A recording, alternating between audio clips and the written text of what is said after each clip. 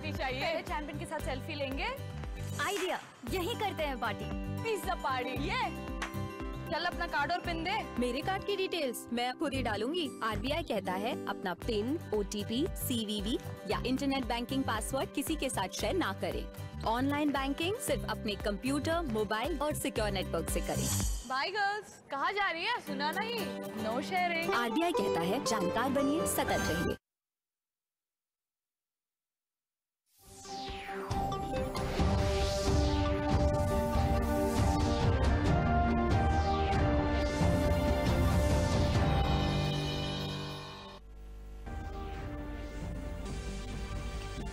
प्रधानमंत्री नरेंद्र मोदी ने आज गुजरात में 3 प्रमुख परियोजनाओं का वीडियो कॉन्फ्रेंसिंग के माध्यम से किया शुभारंभ। पीएम मोदी ने कहा, सरकार ने कृषि क्षेत्र को मजबूत करने के लिए उठाए हैं कई अहम कदम।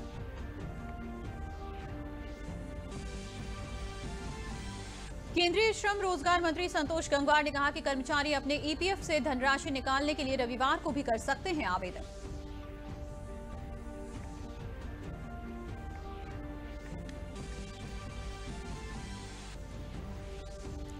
प्रदेश में बीते 37 दिनों में कोरोना संक्रमण के मामलों में हुई कमी। अब तक कोरोना संक्रमण से ठीक होने वालों की संख्या पहुंची 4,33,703। रिकवरी रेट हुआ 92.62%।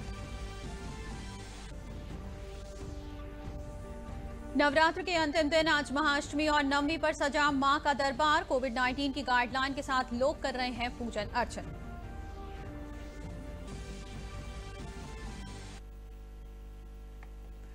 नमस्कार, मैं हूं मोनिका चौहान और अब समाचार विस्तार से। प्रधानमंत्री नरेंद्र मोदी ने आज गुजरात में 3 प्रमुख परियोजनाओं का वीडियो कॉन्फ्रेंसिंग के माध्यम से शुभारंभ किया। सबसे पहले पीएम मोदी ने राज्य के किसानों के लिए किसान सूर्योदय योजना का उद्घाटन किया। सिंचाई के लिए दिन में बिजली आपूर्ति के लिए गुजरात सरकार ने हाल ही में किसान सूर्योदय योजना की घोषणा की थी। इस योजना के तहत किसान सुबह 5 बजे से रात 9 बजे तक बिजली पा सकेंगे। राज्य सरकार ने 2023 तक इस योजना के लिए 3500 करोड़ का बजट आवंटित किया है। इस अवसर पर पीएम मोदी ने कहा कि सरकार ने कृषि क्षेत्र को मजबूत करने के लिए कई अहम कदम उठाए हैं, चाहे वो किसानों को कहीं भी अपनी उपज बेचने की आजादी देना हो, सिंचाई की अटकी हुई परियोजनाओं को पूरा करना हो, यूरिया की 100% नीम कोटिंग हो या फिर देश के करोड़ों किसानों को सॉइल हेल्थ कार्ड उपलब्ध कराना हो। इसका लक्ष्य है कि देश का कृषि क्षेत्र मजबूत हो।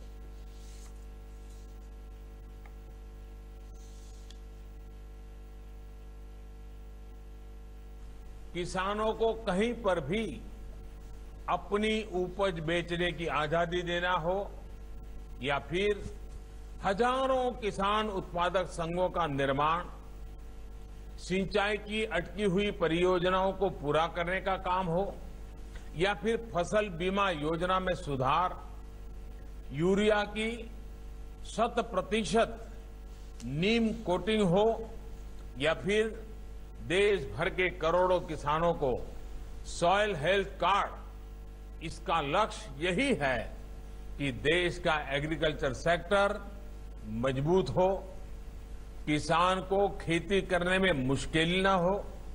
इसके लिए निरंतर नई नई पहल की जा रही है। देश में आज अन्नदाता को ऊर्जादाता भी बनाने के लिए काम किया जा रहा है। केंद्रीय श्रम एवं रोजगार मंत्री संतोष गंगवार ने कहा है कि अब कर्मचारी अपने ईपीएफ से धनराशि निकालने के लिए रविवार को भी आवेदन कर सकते हैं। उन्होंने कहा कि कोरोना के दौर में श्रम मंत्रालय ने कर्मचारियों को जरूरत पड़ने पर भविष्य निधि से पैसे निकालने की योजना शुरू की थी, जिसमें 3.25 लाख आवेदन आए, जिन्हें विभाग के कर्मचारियों ने 24 घंटे काम कर पैसा देने का काम किया है। इस योजना के सफल होने के बाद अब इस योजना में कर्मचारी रविवार को भी पैसा निकालने के लिए आवेदन कर सकते हैं। वहीं उन्होंने बिहार के श्रमिकों को लेकर राहुल गांधी के दिए बयान पर कहा कि भाजपा सरकार ने जो श्रमिकों के उत्थान के लिए किया है वो अब से पहले की सरकारों ने नहीं किया। न कोविड में 2-3 काम जो किए जिनके अच्छे रिस्पांस मिल रहे हैं। एक तो हमने ये काम किया कि कोविड में ईपीएफ से जिसको भी पैसा लेना है बहुत जल्दी उसको पैसा मिलेगा। जैसे अब हम 24 घंटे और 7 दिन काम कर रहे हैं और हम बिल्कुल भी डिले नहीं कर रहे हैं और अब रिकॉर्ड हमारा ये है कि 3 दिन से कम समय में भुगतान हो रहा है और हमारे हिसाब से अब तक जितने लोगों ने आवेदन करा है 90% से अधिक लोग पैसा ले चुके हैं और पिछले मुकाबले में अब ज़्यादा लोग पैसा ले चुके हैं। एक्चुअल फिगर हमारे पास नहीं है, पर अब डिले बिल्कुल नहीं हो रहा है। जैसे पहले हमने ये कहा था कि हम कम से कम 1 सप्ताह के अंदर प्रोविडेंट फंड के अंतर्गत जो पैसा मांगेंगे हम उसको पैसा दे देंगे विदिन ए वीक। अब ये प्रक्रिया और कम करके 3 दिन कर लिए कि 3 दिन से भी कम समय में हम दे रहे हैं और सारे निस्तारण पूरे 3 दिन में हो रहे हैं और राउंड द क्लॉक, और 7 दिन इसमें शनिवार इतवार भी शामिल है। प्रदेश के अपर मुख्य सचिव स्वास्थ्य अमित मोहन मिश्रा ने बताया कि प्रदेश में बीते 24 घंटों में 2277 कोरोना संक्रमण के मामले सामने आए हैं। लोक भवन में आयोजित प्रेस वार्ता में उन्होंने बताया कि पिछले 37 दिन से संक्रमित मरीजों की संख्या में लगातार गिरावट जारी है। उन्होंने बताया कि बीते 24 घंटे में 2852 लोग कोरोना संक्रमण से ठीक होने के बाद डिस्चार्ज किए गए हैं। प्रदेश में अब तक 4,33,703 लोग कोरोना संक्रमण से उपचारित हो चुके हैं। प्रदेश में अब रिकवरी रेट 92.62% हो गया है। विगत 24 घंटों में संक्रमण के 2,277 नए प्रकरण सामने आए हैं, 2,277। ये प्रदेश का छठा सप्ताह है जब हम लगातार एक्टिव केसेस में गिरावट देख रहे हैं। आज ये 37वां दिन है जब केसेस की संख्या में लगातार गिरावट हुई है। कल 24 घंटों के दौरान जहां 2,277 नए प्रकरण सामने आए, वहीं 2,852 लोग उपचार के पश्चात डिस्चार्ज किए गए। इस प्रकार अब एक्टिव इन्फेक्शन के केसेस की कुल संख्या घट करके 27,681 हो गई है। जो लोग संक्रमण के पश्चात उपचारित होकर डिस्चार्ज हुए हैं, ऐसे लोगों की संख्या अब बढ़कर के 4,33,703 हो गई है और प्रदेश में रिकवरी का प्रतिशत अब 92.62% हो गया है। प्रदेश के अपर मुख्य सचिव सूचना नवनीत सहगल ने बताया कि कोरोना संक्रमण से सभी लोग सावधानी बरतें। उन्होंने बताया कि प्रदेश में औद्योगिक गतिविधियों को बढ़ाने का कार्य लगातार जारी है। प्रदेश सरकार के द्वारा विशेष अभियान के तहत भर्ती प्रक्रिया भी की जा रही है। धान केंद्रों पर खरीद के लिए निर्देश भी दिए गए हैं कि वहां पर कोई भी कमी न रहे। उन्होंने बताया कि प्रदेश में स्वरोजगार को बढ़ावा देने के लिए MSME सेक्टर के लिए लगातार नई इकाइयां लगाने के लिए ऋण देने का काम किया जा रहा है। प्रदेश में स्वरोजगार पर भी सरकार ध्यान दे रही है और इसी क्रम में 27 तारीख को माननीय प्रधानमंत्री जी के कर कमलों से प्रदेश के लगभग 3 लाख रेहड़ी, खोमचा, खोखा लगाने वाले और दैनिक व्यापार करने वाले छोटे छोटे व्यापारियों को ऋण उपलब्ध कराए जाएंगे। प्रक्रिया बहुत तेज़ी से आगे बढ़ाई जा रही है। इसी के साथ साथ नई MSME इकाइयों को, वो नए स्वरोजगार की इकाइयों को भी ऋण वितरण की प्रक्रिया में तेज़ी लाई जा रही है। अगले सप्ताह एक बड़ा कार्यक्रम ऑनलाइन ऋण वितरण का इसमें भी कराया जाएगा। प्रदेश सरकार प्रदेश में आर्थिक गतिविधियां बढ़ाकर राजकीय सेवाओं में नौकरियों की प्रक्रिया, भर्ती प्रक्रिया को तेज करके कौशल विकास मिशन व स्वरोजगार के विभिन्न कार्यक्रमों को प्राथमिकता पर लाकर मिशन रोजगार भी चलाने जा रही है। समाचार अभी और भी हैं, लेकिन पहले लेते हैं ये विराम।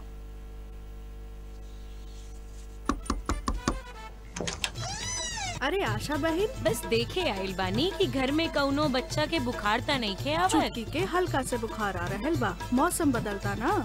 अरे फिर तो एके लेके तुरंत ब्लॉक या जिला के सरकारी अस्पताल जा। काहे? बुखार शुरू ही तो भइल बा। अरे नहीं दीदी, कौनो बुखार दिमागी बुखार हो सकेला। ई बच्चा के शारीरिक और मानसिक रूप से विकलांग बना सकेले और दिमागी बुखार जानलेवा हो सकेले। अरे बाप रे, हम छुटकी के अब्बे लेकर जाता नहीं।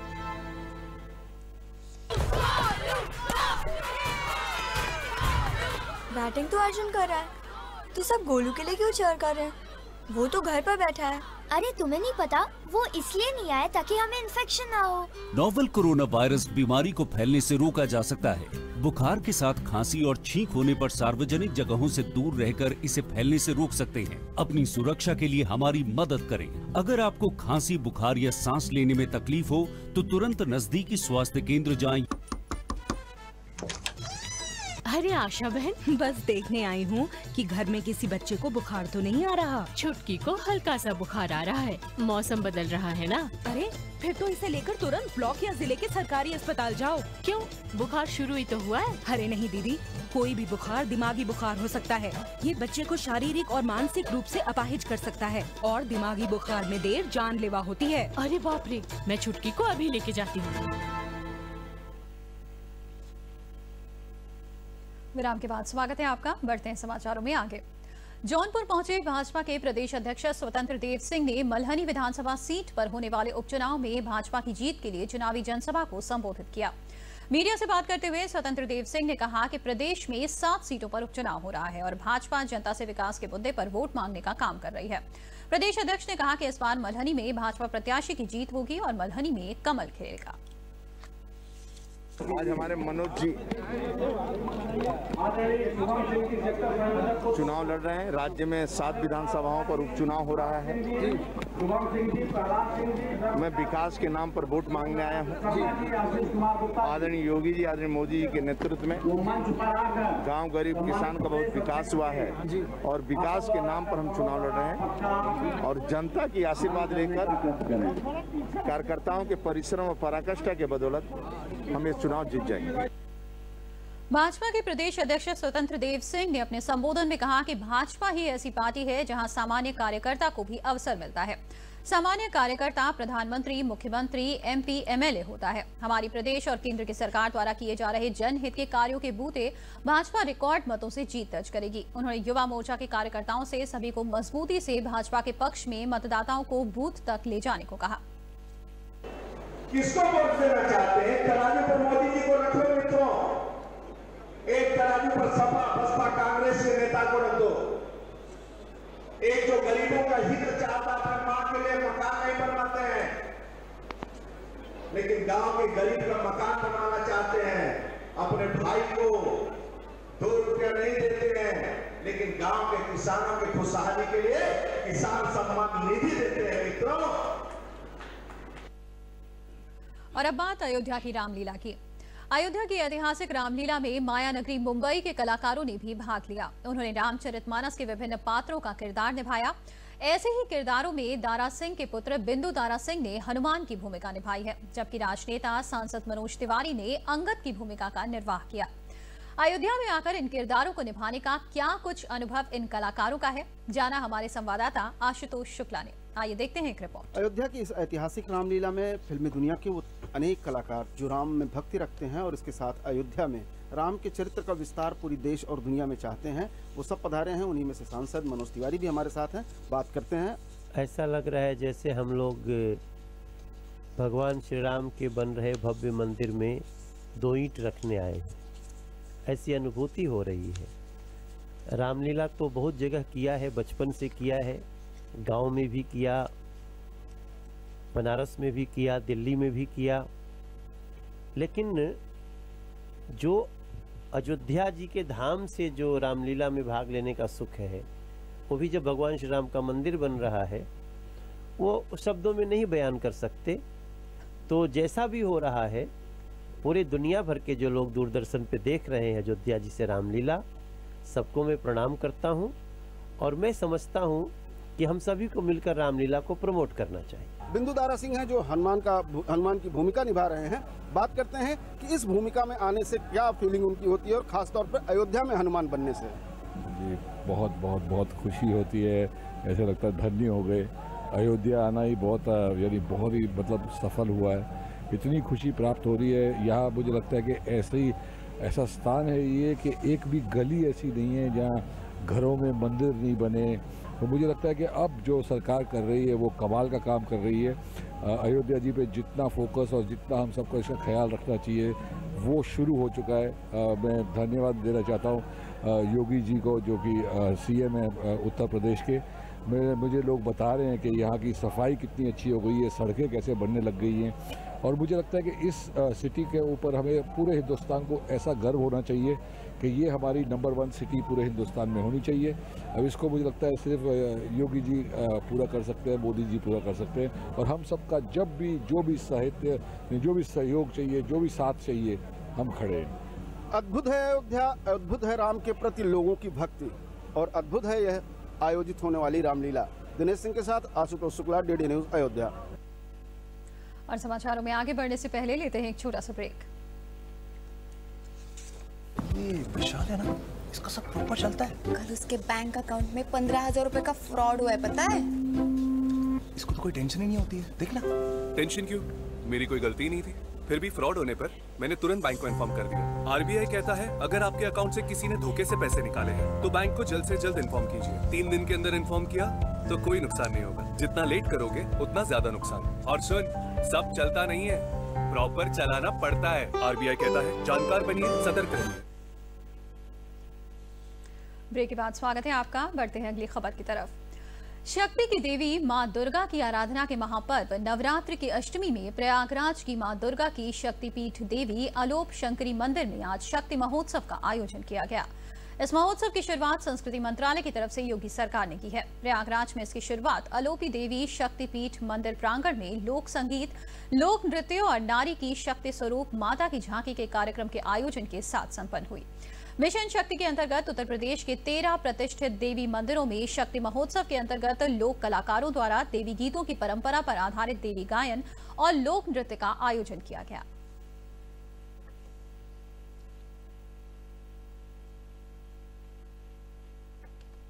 और आज शारदीय नवरात्रों की अष्टमी में हम सारे कलाकार माननीय योगी आदित्यनाथ जी के द्वारा चलाए गए मिशन शक्ति कार्यक्रम के तहत यहाँ माँ अलोप शंकरी शक्तिपीठ के प्रांगण में इकट्ठा हुए हैं। और आज हम लोग यहाँ पे देवी गीत और लोक नृत्यों की प्रस्तुति करेंगे, साथ ही माँ दुर्गा की भी एक भव्य प्रस्तुति झांकी के माध्यम से देंगे।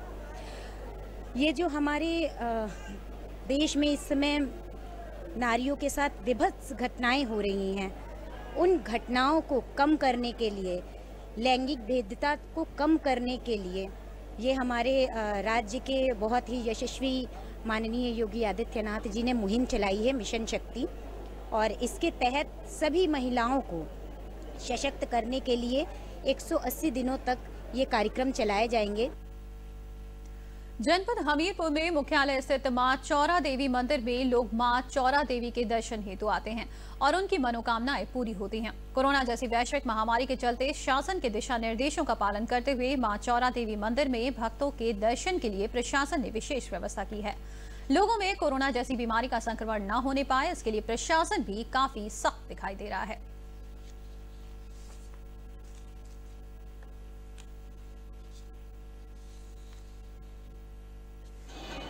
ये पुरातन की विधा है। 2 प्रकार की गुप्त नवरात्राएं हैं, तो ओपन में है, जिसे हम वासंतिक और शारदीय नवरात्र के रूप में मानते हैं। ये शक्ति का प्रतीक है। त्योहार तो बहुत अंतर है। आदमी और माताएं बहनें सभी लोग दहशत में हैं, और जिनका भी परिवेश है बगैर मास्क के नहीं, और 2 गज की दूरी आदमी को बताया जाता है। जगह जगह सैनिटाइजर है, हर दुकान पे भी उपलब्ध है, हर झूलों पे भी उपलब्ध है, और मशीन से भी चेक किया जा रहा है। और बार बार पब्लिक को उतना ही बैठते हैं ताकि आपस में किसी प्रकार की धक्का मुक्की न हो, सुरक्षित माताएं बहनें निकल सके, प्रदर्शनी भी सुरक्षित चल सके। नवरात्र की अष्टमी तिथि महागौरी को समर्पित होती है। महाअष्टमी आज मनाई जा रही है। मान्यता है कि महागौरी की विधि विधान से पूजा करने वालों पर माता अपनी कृपा बरसाती हैं और उनकी मनोकामनाएं पूरी करती हैं। इस मौके पर लखनऊ में जगह जगह और घरों में माता के भजन कीर्तन के साथ जगरातों का भी आयोजन किया जाता है। इस अवसर पर लखनऊ स्थित आकांक्षा कॉलोनी परिसर में भी माता की पूजा अर्चना का जगराता किया गया।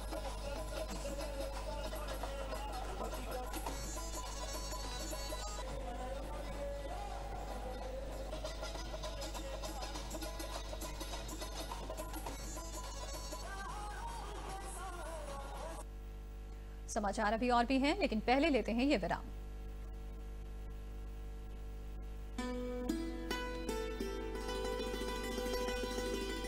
क्या आप मेरे हाथ देख रहे हैं? मुझे लेप्रेसी यानी कुष्ठ रोग हो गया था। अरे मंगला, हो गई तुम लोगों की शॉपिंग? ये है मंगला, मेरी पत्नी। आप शायद यकीन नहीं करेंगे कि इन्हें भी कुष्ठ रोग था, लेकिन पूर्ण इलाज के बाद आज ये एक बड़ी संस्था की प्रोजेक्ट हेड है और हमारे 3 हेल्दी बच्चों की माँ। लेकिन दुख की बात यह है कि अंधविश्वास या संकोच की वजह से लोग इलाज में देरी करते हैं। मैंने भी यही गलती की थी, जिसका नतीजा ये है। जी हाँ, याद रखें, त्वचा पे हल्के रंग के सुन्न दाग, उंगलियों का सुन्न होना, हाथों पैरों में कमजोरी, चीजें उठाने में तकलीफ, इनमें से कोई भी लक्षण दिखते ही तुरंत जांच कराएं। जल्दी जांच और एमडीटी से पूरा इलाज आपको कुष्ठ रोग एवं विकलांगता से बचा सकता है। लेप्रेसी की जांच एवं इलाज सभी सरकारी अस्पतालों में मुफ्त उपलब्ध है, क्योंकि हम सबका है ये सपना, कुष्ठ रोग मुक्त भारत हो अपना। विराम के बाद स्वागत है आपका। रुख करते हैं अगली खबर का। उत्तर प्रदेश सरकार द्वारा शुरू किए गए मिशन शक्ति अभियान के तहत महिलाओं और छात्राओं को जागरूक और भयमुक्त बनाने के उद्देश्य से मलिहाबाद थाने में छात्रा चांदनी को 2 घंटे के लिए थाना प्रभारी नियुक्त किया गया। मलिहाबाद थाने में क्षेत्रीय विद्यालय की हाई स्कूल टॉपर किसान राकेश कुमार की बेटी चांदनी को थाना प्रभारी बनाया गया है, जिसका उद्देश्य मिशन शक्ति द्वारा महिलाओं और छात्राओं में पुलिस के प्रति जागरूकता लाना और उन्हें भयमुक्त करना है।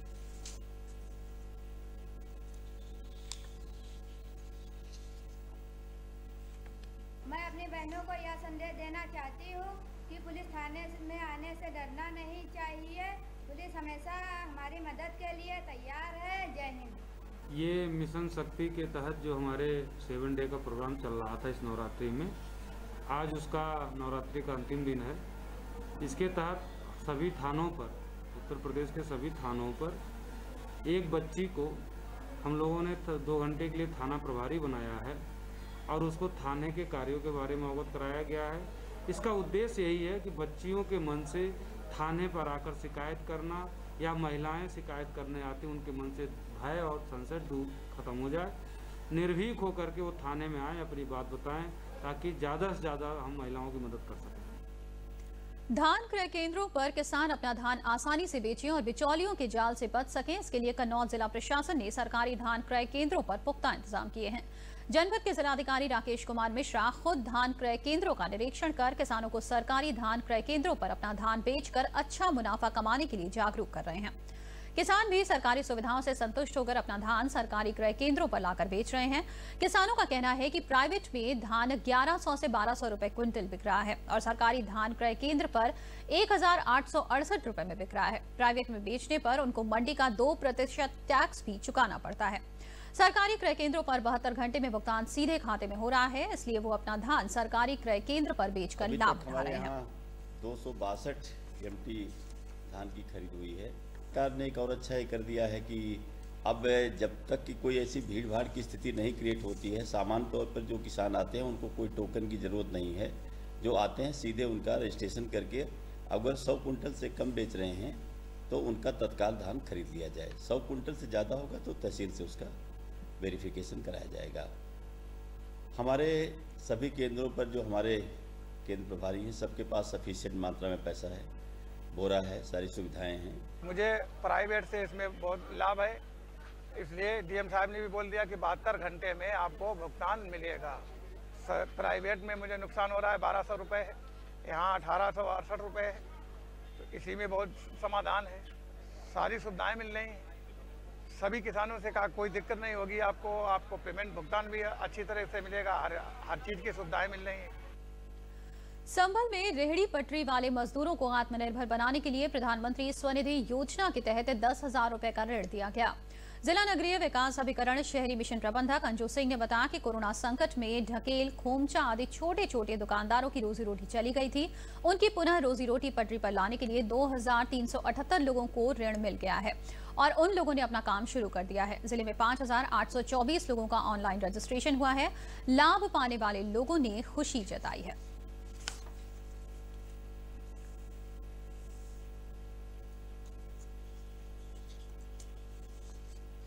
मेरा घर में पार्लर की दुकान है, घर पे ही उसके लिए ले रही हूँ। इससे मैं अपना कोई सामान मंगाऊंगी जिससे मेरी मतलब घर का वो चले, खर्चा वगैरह जैसे मैं खुद करना चाह रही हूँ। मैं सब्जी का ठेला लगाता हूँ।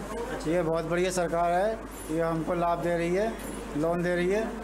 इससे हम अपना कारोबार बढ़ाना चाहते हैं, तो सब्जी का ठेला लगाते हैं, इसलिए सरकार का धन्यवाद। मैं अपना व्यापार बढ़ाना चाहती हूँ, दाल चने का ठेला लगाते हैं तो थोड़ा व्यापार बढ़ाना चाहते हैं। ये बहुत अच्छी योजना है, सरकार बहुत अच्छा काम कर रही है और इससे हमें बहुत फायदा है, अच्छा काम कर रही है सरकार।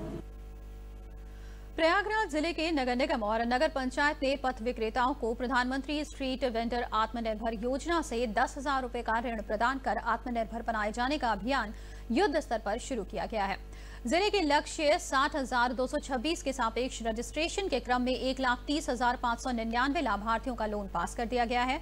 परियोजना अधिकारी वर्तिका सिंह ने बताया कि शासन के निर्देश पर पंजीकृत पथ विक्रेता के द्वारा आवेदन लगातार लिया जा रहा है, जिसके बाद आवेदन के संबंधित बैंकों से उन्हें 10,000 का ऋण 1 वर्ष की अवधि के लिए प्रदान किया गया है। आवेदकों को ऋण के ब्याज में 7% सब्सिडी भी दी जाएगी। प्रधानमंत्री स्वनिधि योजना है, ये लॉकडाउन के बाद जो कोरोना महामारी आई उसके बाद जो दिक्कतें हुई हैं लारी और जो रेहड़ी लगाने वाले लोग हैं उनको सुविधा देने के लिए जो नगर निगम में पंजीकृत रेहड़ी धारक दुकानदार छोटे थे ये उनको शुरुआती योजना 10,000 रुपये देने की है।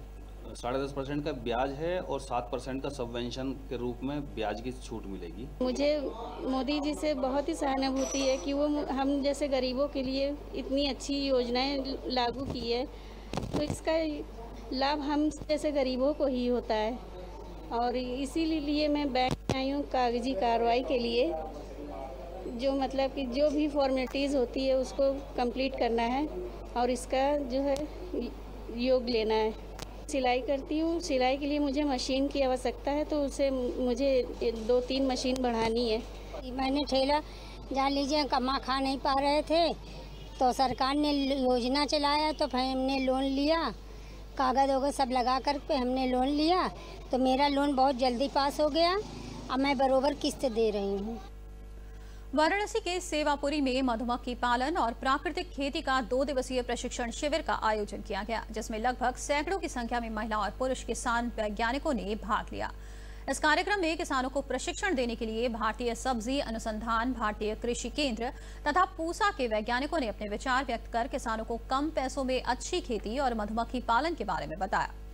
वैज्ञानिकों ने बताया कि दोनों ही एक दूसरे के पूरक हैं। मधुमक्खी के परागण से खेतों की उपज बढ़ती है और मधुमक्खी से जो शहद मिलता है वो बहुत ही उच्च गुणवत्ता युक्त होता है। साथ ही साथ इसमें कहीं भी कोई पैसा नहीं लगता, जिससे कि किसानों की आय में बढ़ोतरी होती है। पहले तो हम लोग पहले से खेती कर ही रहे हैं, महिलाएं फूल की खेती कर रही हैं, सब्जी की खेती कर रही हैं। इसके साथ साथ वो अपना उत्पादन बढ़ा ही रही हैं। इसके साथ साथ ये मौन पालन है, मधुमक्खी पालन। इसको जब फूल की खेती कर रही हैं तो यहाँ पे उन लोग को ये नीति आयोग द्वारा उन लोग को बॉक्स मिलता है फ्री में। इसके बाद ये महिलाएं ले जाके अपने फूल के खेत में बॉक्स से शहद का निर्माण करती हैं और इसको मार्केट में भी बेचती हैं। आज यहाँ पर सेवापुरी ब्लॉक में नीति आयोग के निर्देशानुसार यहाँ पर 2 दिवसीय मौन पालन गोष्ठी चल रही है, जिसमें भारी मात्रा में किसान आए हुए हैं। 250 से 300 किसान आए हुए हैं। मौन पालन से किसान को क्या लाभ होगा? मौन पालन से किसान को लाभ ये है कि एक तो उसको अतिरिक्त आय का एक स्रोत जरिया बन जाता है। मौन पालन शहद का उत्पादन करता है। इसके साथ साथ अगर आप देखें तो जहाँ पे मौन पालन होता है 2 किलोमीटर के एरिया में जो है कि फसलों का उत्पादन बढ़ जाता है, 1.5 से 2 गुना तक उत्पादन बढ़ जाता है। जनपद कानपुर देहात के किसान अपनी आमदनी बढ़ाने के लिए अब खेती के साथ अन्य व्यवसाय करने में भी रुचि लेने लगे हैं। किसानों द्वारा खेत में तालाब का निर्माण कर मत्स्य पालन भी किया जा रहा है। तालाब निर्माण से किसानों को 2 गुना फायदा हो रहा है। मछली पालन के साथ तालाब से खेतों की सिंचाई भी किसान कर रहे हैं। शासन भी किसानों को योजनाओं की जानकारी देकर उनकी आय बढ़ाने में लगा हुआ है। मछली के साथ बतख पालन भी करने में किसान रुचि दिखा रहे हैं। जिले भर में 2370 तालाब का निर्माण मत्स्य पालन के लिए हुआ है। इससे किसानों को खेती के अलावा तालाब में मत्स्य पालन में भी अतिरिक्त आमदनी हो रही है।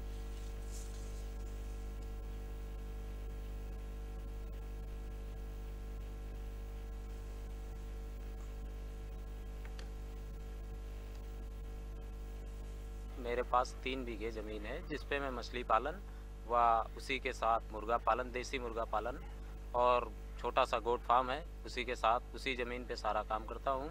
अतः उससे मुझे वर्ष में समथिंग 2 लाख रुपए बच जाता है। इसी के साथ समाचार समाप्त हुए। नमस्कार।